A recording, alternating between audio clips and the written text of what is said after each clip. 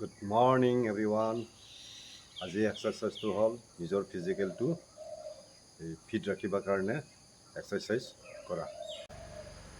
1, 2, 3, 4, 5, 6, 7, 8, 9, 10.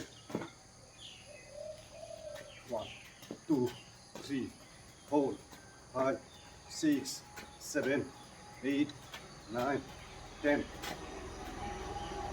1, 2, 3, 4, 5, 6, 7, 8, 9, 10.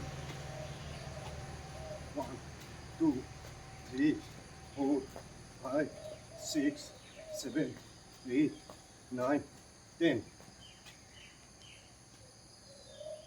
1, 2, 3, 4, 5, 6, 7, 8, 9, 10.